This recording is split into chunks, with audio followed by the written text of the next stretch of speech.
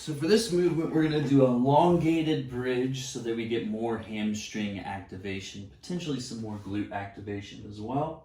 So what you're going to do here is lay on the ground with your knees up, heels down, relatively flat, snug back, not too jutted up here, not too jutted up there. Again, nice and fixed to the floor, necklace line to the floor, roughly. It's not going to touch all the way, but just an idea with some nice length in the back of the neck. Good chin position, face relaxed, neck relaxed. From this position, we're going to walk out, and it will depend on how far you can go, depending on the strength of these tissues. So if I start here, that's a pretty traditional bridge, but I can still get some extra hamstring activation with the cues I'm about to give, but you're going to get more hamstring activation as the legs reach further and further. So we'll pull the legs back to where they're most comfortable and just start with reaching them another inch forward. And then you can go an inch again, and you can even do quarter-inch movements. So I've put them about an inch further than I feel normally comfortable.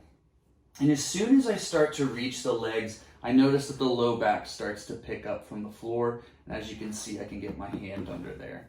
So what I want to do is pull them back to center, press this stuff lightly into the floor, and when I do my reach away, make sure it stays adhered. Low back stays against the floor.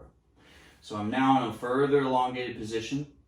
I want to feel like my belt buckle is tilted up to my chin, which would spill the bowl of the pelvis back behind me and through the floor.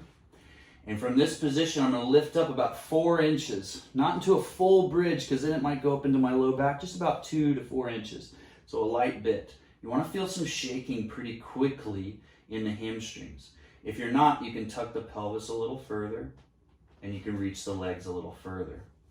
So I'm already instantly shaking. My knees are hip width apart, my feet are hip width apart, and I'm just holding this for belly breaths here. Not breathing up here, breathing down here, nice and slow through the nose, out through the mouth.